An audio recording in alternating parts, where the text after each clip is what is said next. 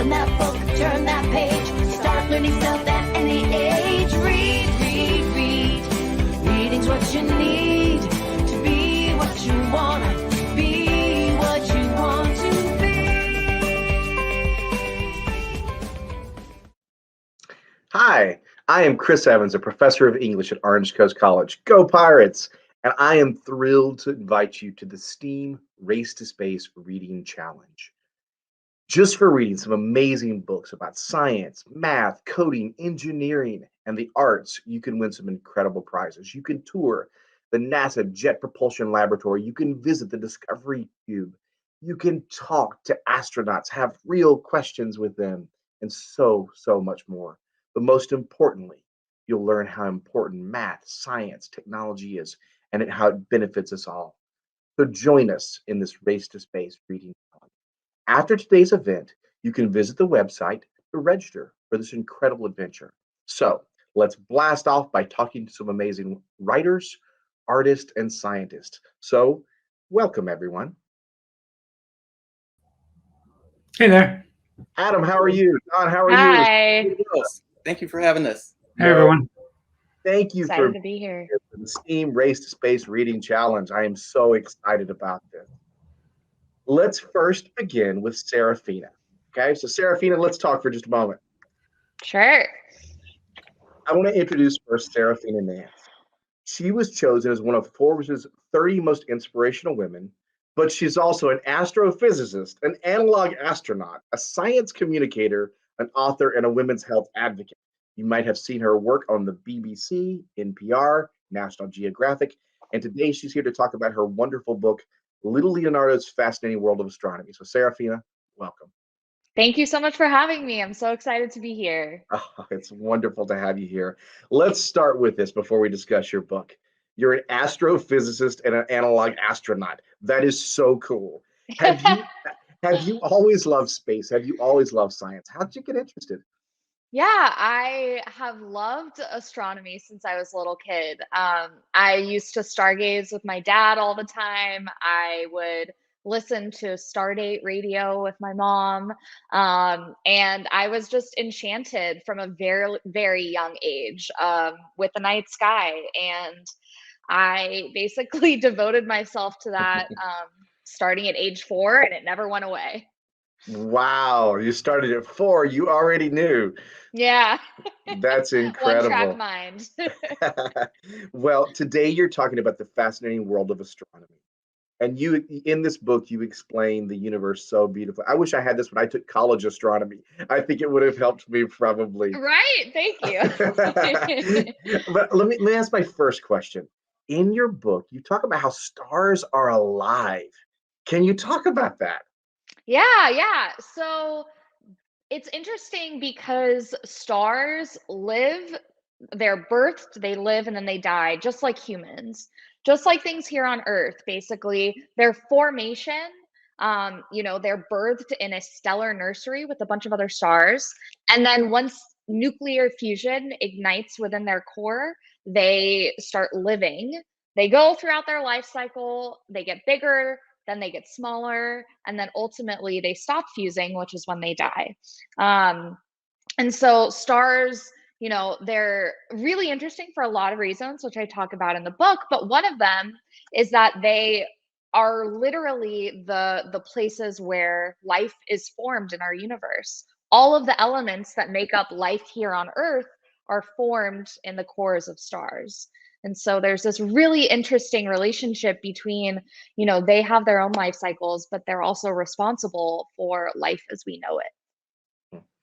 Well, your book so beautifully describes that, but it also had a part I love, which was dark matter and dark energy. That sounds scary. Tell us about that. Yeah, I remember when I first learned that we only know 4 to 5% of everything in the universe, and everything else is something we don't understand, and that things are dark energy and dark matter.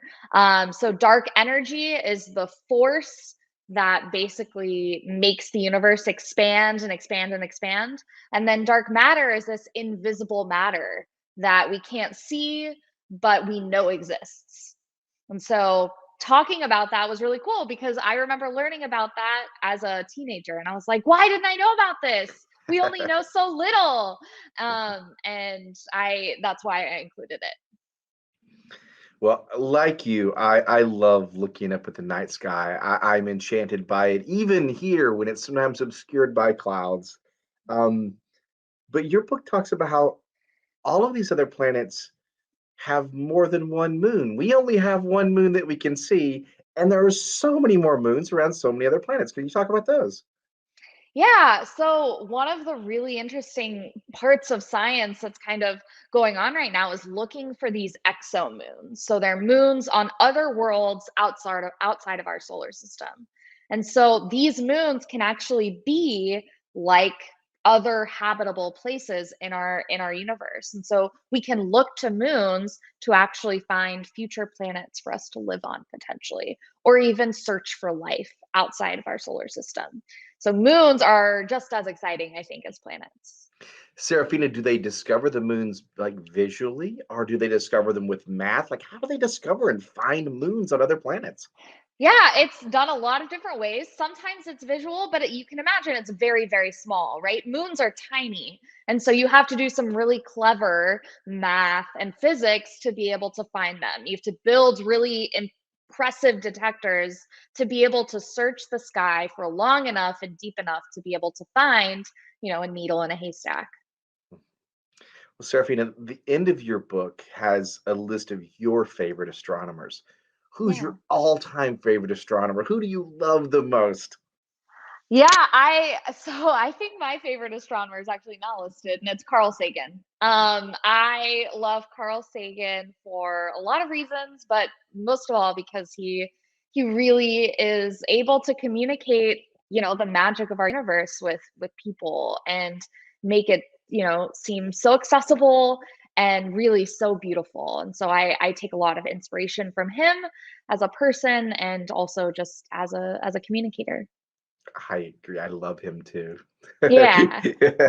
Well, what can our friends watching today do to discover more about the universe, more about the night sky, more about what's out there that we don't even know?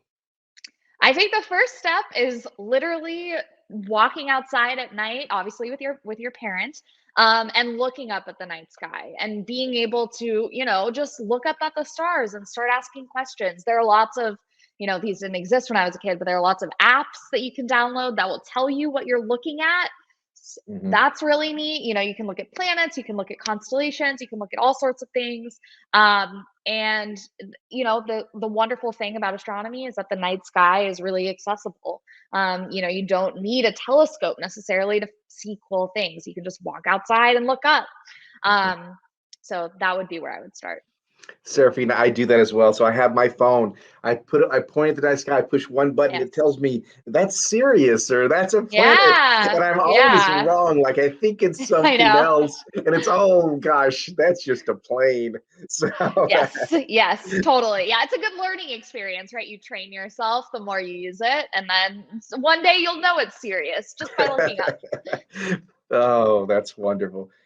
Seraphina, thank you so very, very much. We really appreciate you joining us today. Thank you so much for having me. We'll see you at the end. Hang on one sec, Sounds okay? great. So we are now welcomed by Don Tate. And Don is the author and illustrator of so many wonderful books. Strong as Sandow, how Eugene Sandow became the strongest man on earth. I love the art in Whoosh, Lonnie Johnson's super soaking stream of inventions. That was one of my favorites. You can see all of his books back there, and I think he has more than that too. And he is also the founding host of the blog, The Brown Bookshelf. So, Don, welcome. Thank you so much. It's an honor to be here. Oh, it's an honor to have you here. So thank you so very much. You are here to talk about your book, Pigskins to Paintbrushes. But before we get to that, I want to ask you one question. You know, STEAM is science, technology, engineering, mathematics, but it's also the arts. And you were such an amazing artist. Have you always loved art? Why is it important to you? Why did you become an artist? I can't think of a time when I wasn't an artist. When I visit elementary schools, I tell kids that, I think I must have been born with a pencil in my hand. and my mom actually sent a picture to me. It's a picture that I drew of her and my little brother, and I was 3 years old when I drew it.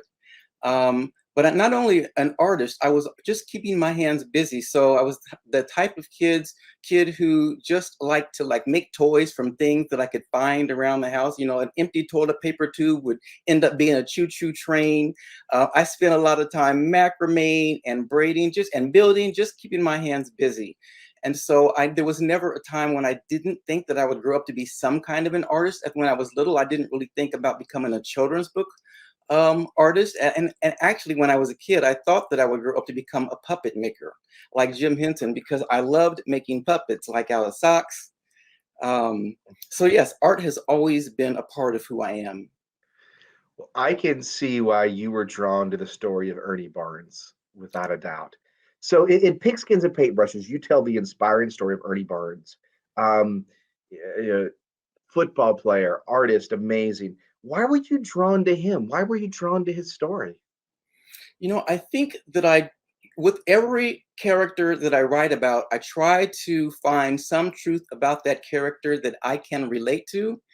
And when I was a kid, I was an artist. I wanted to be an artist, and I was not good at sports, just like Ernie Barnes.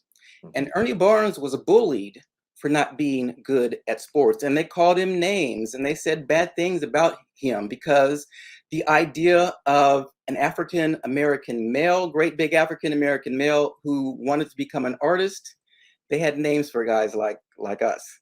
But he refused to be defined. While he did go out for football and he became a really good football player, art remained in his heart throughout, his entire football career. At the age of 27, he quit playing football and he started a very successful art career. And I also related to that because while I never considered myself to be a sports person, later in life, I became an athlete. Okay, I'm not out there on the basketball court or on the football court, but I love to go swimming. When I get done with this interview, I'm heading over to the YMCA and doing 60 laps. I like to walk and run and practice yoga. And I spend a lot of time working out in the gym. So eventually I defined myself as an athlete. Well, maybe I'll pass you in swimming there. You never know, right?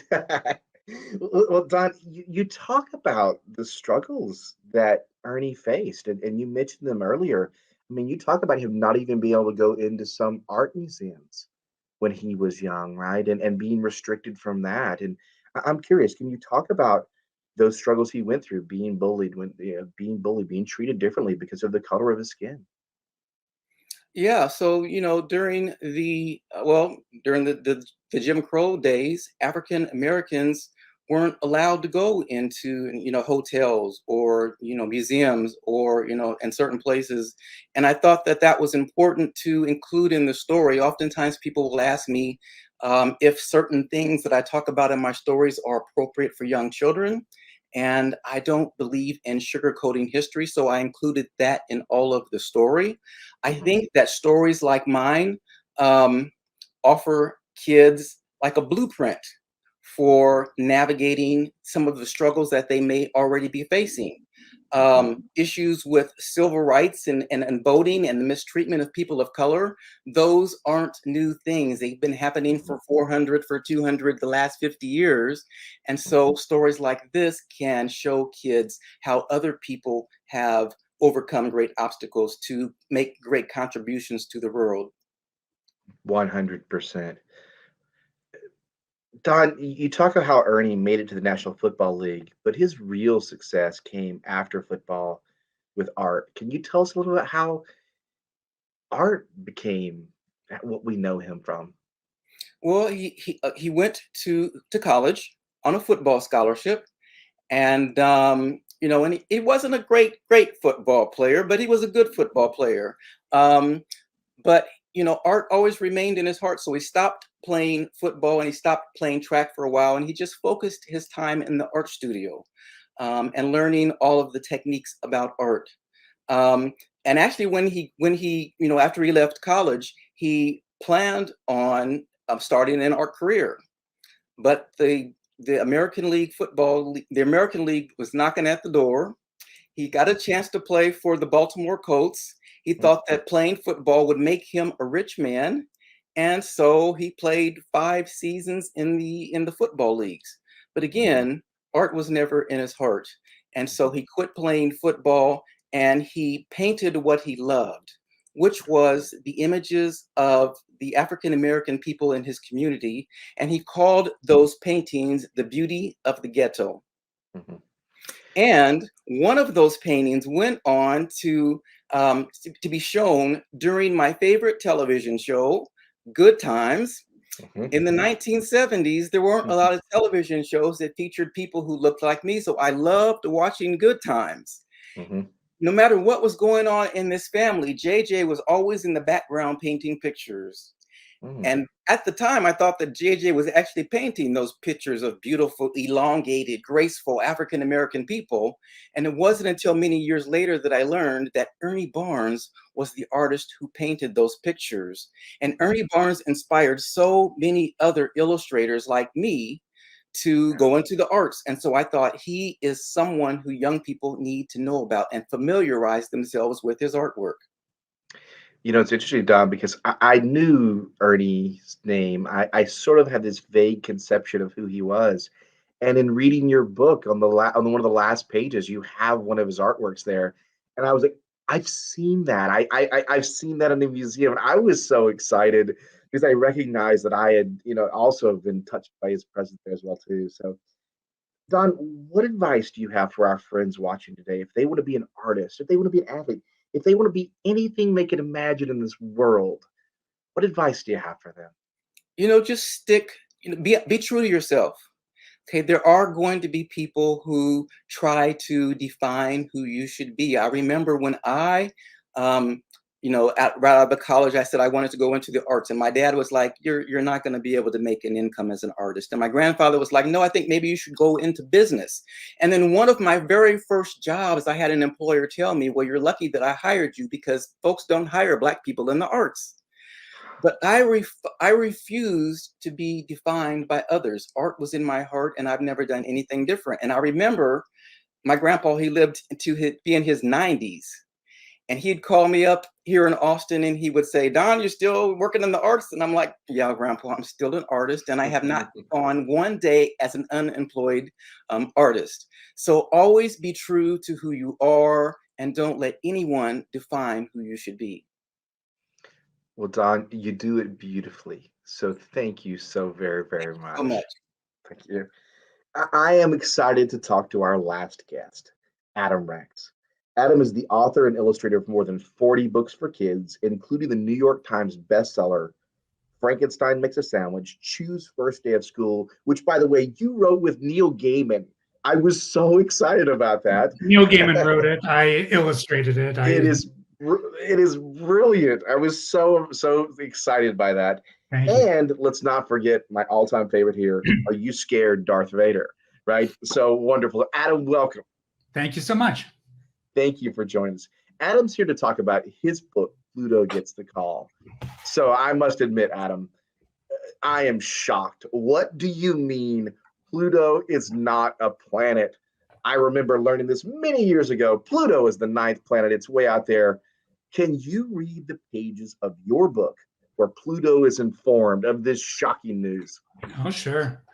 Yeah, let's see. When you and I were kids, everybody told us there were 9 planets, and every list of the planets ended with Pluto. It was Mercury, Venus, Earth, Mars, Jupiter, Saturn, Uranus, Neptune, and Pluto. And so here's the part of the book where Pluto gets a phone call, and it says, "Hold on a second, that's my phone. You got Pluto." "Oh, what a coincidence. I was just talking to someone from Earth." And he's like, "I'm sorry, I should take this."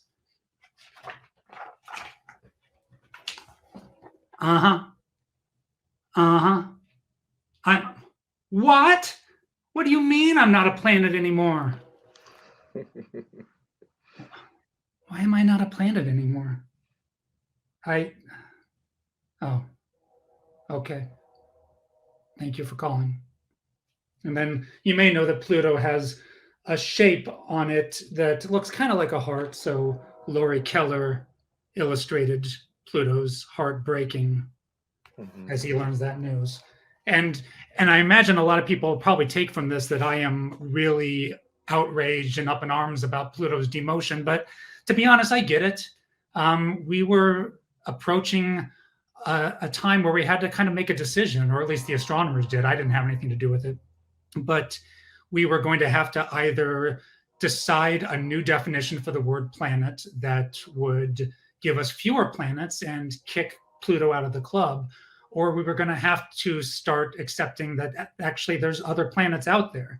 There's a lot of other planets that we now call dwarf planets like Pluto, but there's a chance that we're just going to discover more and more of them. And astronomers were starting to look toward a future where we might have 20, 50, 100 planets. So they decided to change that word because it's just a word and it only means what we all decide that it means.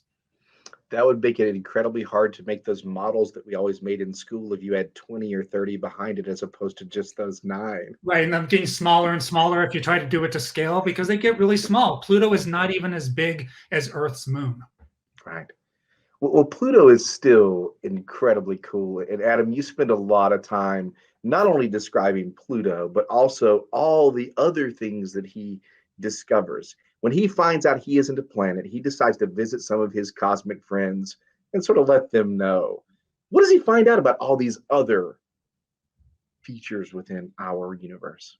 Oh, there's so many kind of just interesting, really so many great little facts about the planets that there was, I really had to make a lot of choices about what am I going to say. I only have a little bit that I can say about this planet or that planet.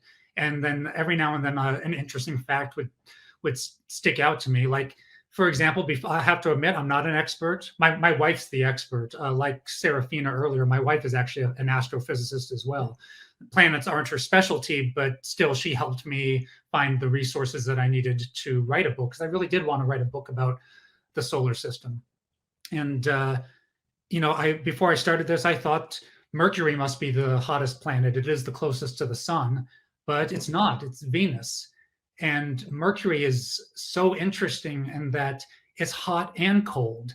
If you were standing on Mercury in the sun, you would burn up. And if you were standing on Mercury in the shade, you'd freeze.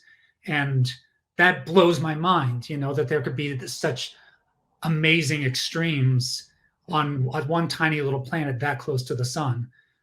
So I learned a lot in the course of making this book. I'm not too proud to admit that a lot of the stuff that I put into this book is stuff that I didn't know before I started.